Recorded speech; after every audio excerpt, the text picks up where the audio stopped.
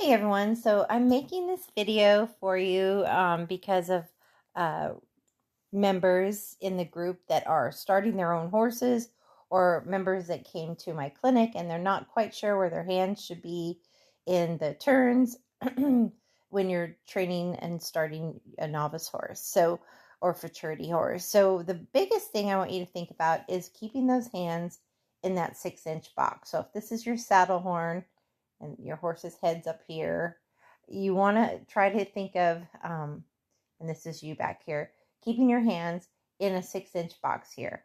Obviously, your go cue near the mane and the horn is best. Keeping your hand low and forward. If you need to rate your horse, you can bend your elbows and bring your hands closer to the saddle horn right here. You might do a 2-hand bump, a 1-hand bump, and then your turn cue will simply be bending your elbow and possibly lifting your hand up and back an inch, or twisting your pinky under like you're looking at your fingernails. And those things will really help. So I'm going to demonstrate with this one. Now, Rocky, he's only loped the pattern like 5 times in his life. He was born dismature, which is the opposite of premature, but very similar. The biggest thing I did with Rocky, he was a year behind on everything, getting started under saddle, basics, barrels. Then he even had an extra year off because of my hip replacement. So the most important thing is having your horse broke laterally, vertically, in the face, transitions, post trot, sit, jog, being able to pick up your correct leads, lateral bend, travel in straight lines, transitions. All of those things are super important. Leg laterals, that you can move the hip, rollbacks, all of that. But the D pattern is something that I make sure any horse, before I ever lope the barrels, can lope the D pattern, preferably one-handed the whole thing.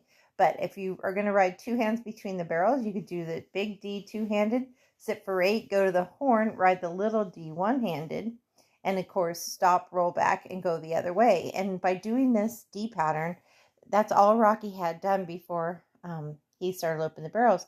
And he did a beautiful job. Now, mind you, this pin's small. It's only 80 feet across, so the barrels are 60 feet from first to second and 70 from second to third. So it's like a little NFR arena. So you definitely want to make sure you line up with third when you take off. And best is a 12-foot arc in the smaller pin. He probably could do a 10-foot arc, but I'm going to give him a 12-foot arc coming in minimum at this point because he's learning.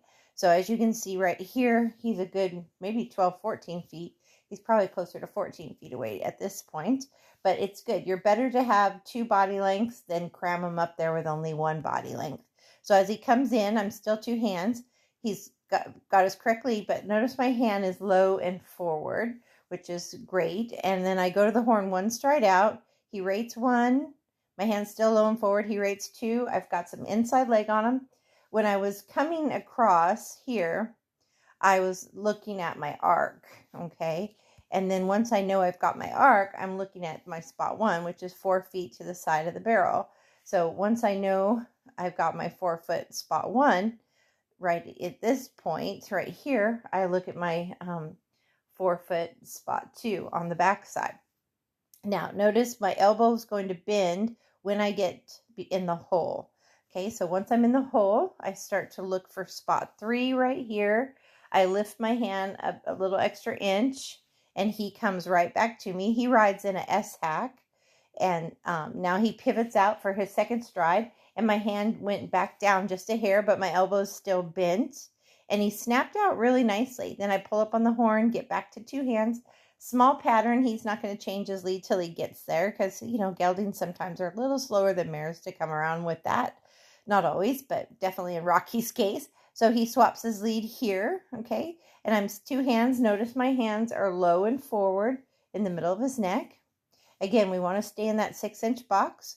He rates. I go to the horn. He rates his second strider rate here, first stride here. When I'm going across the arena, I'm looking at my spot 1, 4 feet to the side of the barrel, even a little bit past, so I make sure that I don't cue him to turn too soon. So looking between his ears, 4 feet to the side, maybe 4 feet past.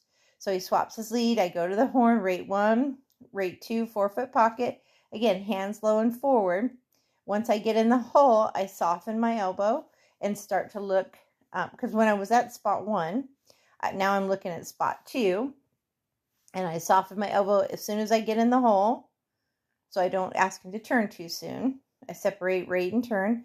Then I would have looked at spot 3 right when I got here, between when I know his front feet are at spot 2, and then as soon as I get between spot 2 and 3, right here and here, I look up. My inside hand is just guiding, but it's still in the 6-inch box. I'm keeping it a little bit more in the middle of the neck to keep him moving fluid, but my elbow is still bent. Now here's his second stride. I did go back to 2 hands early, but that's just because he's learning, and I want him to straighten out and not over finish. He kept his lead, which was good. If you have trouble with a horse holding their lead when you go back to 2 hands, what you can do is set up inline barrels and work on 2 hand, 1 hand, 2 hand, 1 hand, 2 hand, 1 hand. Start at a walk, post, trot, sit, jog, and then you'll stop, roll back, and of course at a lope or canter, and then do it the other direction as well. But he held his lead, and we have a nice straight line going, and I'm 2 hands. I'm looking at this point in the hole, 4 feet to the side of the barrel for spot 1. And then he'll rate 1 stride before I go to the horn. He'll rate 2 stride. Again, a 4-foot pocket. And now I'm going to look at spot 2, 4 feet behind the barrel. Here's his first stride. And I notice my elbow starting to bend now. And then here's his second stride. And I keep my hand low because we're coming out tight. Now, had I been a little bit further off, I could have picked my hand up an extra inch, but my elbow was soft the whole time, but I could have lifted a little bit more. And then of course I go back to 2 hands after I pull up on the horn and just ride him home straight. So that is the main thing you're looking at doing. So if you watch this in fast motion, again, 2 hands, sit, go to the horn, soften the elbow, lift a little, snaps out, 2 hands, sit, go to the horn, soften the elbow, lift a little, 2 hands, look at the spot, sit, soften the elbow, and didn't really have to lift because he was already tight on that one. So I hope that's helpful for y'all, and just keep working on the hands in the 6-inch box. Remember, we don't want to pull down to our thigh, we don't want to cross our withers, and we don't want to pull over the barrel. You can stay anywhere within 6 inches of the saddle horn. It may be a little to the side, it might be a little bit up, but always use give and take, never use pull. Thank you.